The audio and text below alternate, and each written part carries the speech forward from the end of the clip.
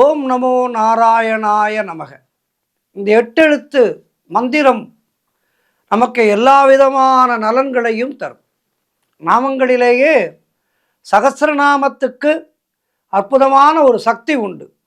விஷ்ணு சகசிரநாமமானது எங்கெல்லாம் ஒலிக்கின்றதோ அந்த இடங்களிலே மகாலட்சுமி வந்து அமர்ந்து விடுவார்.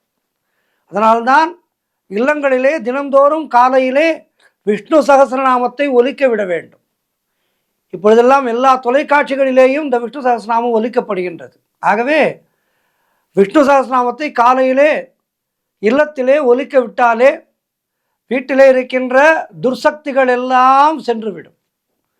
மகாலட்சுமியினுடைய வரவு அந்த இல்லத்திலே சாநித்தியமாக இருந்து அஷ்டலட்சுமிகளுடைய கடாட்சம் நமக்கு இருக்கும்.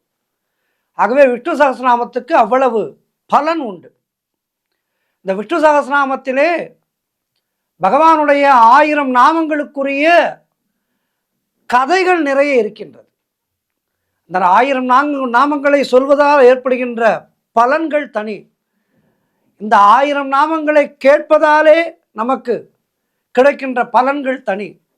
ஆக இந்த விஷ்ணு சகஸ்ரநாமம் என்பது நம்முடைய வாழ்க்கையிலே நமக்கு முன்னேற்றத்தை தருகின்ற, நல்ல ஒரு ஆரோக்கியத்தை தருகின்ற, நல்ல ஒரு மனநலனை தருகின்ற அற்புதமான ஒரு ஸ்லோகம் இந்த விஷ்ணு சகஸ்ரநாம பாராயணம்.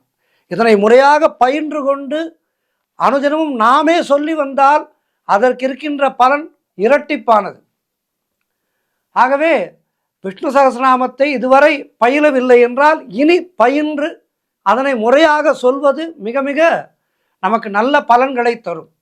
அல்லது சொல்ல முடியவில்லை, சமஸ்கிருதம் வரவில்லை என்றால் இந்த நாமத்தை கேட்பதாலே நமக்கு எல்லா விதமான வளங்களும் நலங்களும் கிடைக்கும் என்பதிலே எந்த விதமான ஐயமும் இல்லை.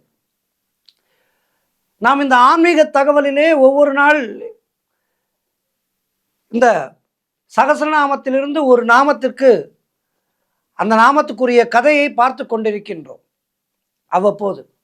அந்த வகையிலே இன்றைய நாமத்திலே, இன்றைய அற்புதமான ஆன்மீக தகவலிலே விஷ்ணு சகஸ்ரநாமத்திலிருந்து இன்றைய நாளிலே ஓம் சிஷ்டகிருதே நமக, ஓம் கசையே நமக, இந்த திருநாமங்களுக்கான கதைகளை இன்றைய நாளிலே நாம் பார்க்க இருக்கின்றோம்.